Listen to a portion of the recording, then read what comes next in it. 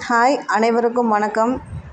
இந்த ஒரு சிஸ்டர் வந்து மஷ்ரூம் பிரியாணி எப்படி செய்கிறதுன்னு கேட்டிருந்தாங்க.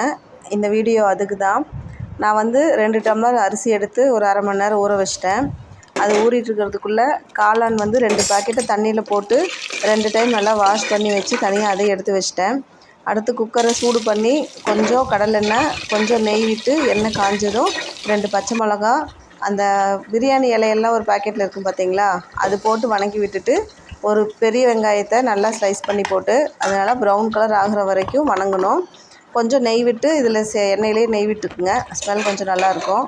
அடுத்தது அந்த வெங்காயம் வணங்கிறதுக்குள்ளே 3 கிராம்பு, 2 ஏலக்காய், கொஞ்சம் பட்டை, 6 வரமிளகா, இதை வந்து மிக்ஸி ஜாரில் போட்டு பவுடர் பண்ணிவிட்டு அதுலேயே சின்ன வெங்காயம், நான் இஞ்சி பூண்டு பேஸ்ட் தனியாக வச்சுருக்கேன், அதனால் தனியாக வெங்காயத்தை மட்டும் அரைச்சிட்டேங்க. உங்களுக்கு வேணும்னா நீங்கள் இஞ்சி பூண்டு சின்ன வெங்காயம் எல்லாத்தையும் ஒன்றா போட்டு அரைச்சிக்கலாம்.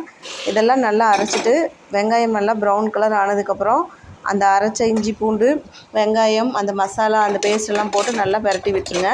அடுத்து 3 பெரிய தக்காளி சின்ன சின்னதாக கட் பண்ணி உப்பு போட்டு வணக்கி விட்டுட்டேன். அது நல்லா மசிஞ்சு வந்ததுக்கப்புறம் கட் பண்ணி வச்சுருக்க காளான் போட்டு நல்லா பரட்டி விடுங்க. காளான் வந்து கொஞ்சம் தண்ணி விடும். நீங்கள் அரிசிக்கு வந்து ஒரு அரை டம்ளர் தண்ணி கம்மியாக விட்டுக்குங்க. அளவுலேருந்து கொஞ்சம் அரை டம்ளர் கம்மி பண்ணிக்கோங்க.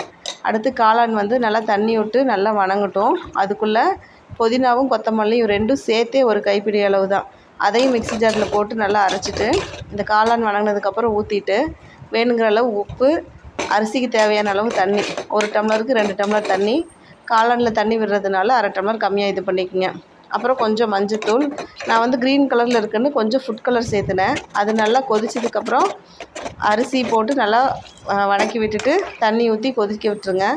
அப்புறம் மூடி வச்சு ஒரு விசில் விட்டுட்டு ப்ரெஷர் போனதுக்கப்புறம் எடுத்திங்கன்னா காளான் பிரியாணி ரெடியாக இருக்குங்க. டேஸ்ட் பண்ணி பாருங்கள், நல்லாயிருக்கும், சூப்பராக இருக்கும்.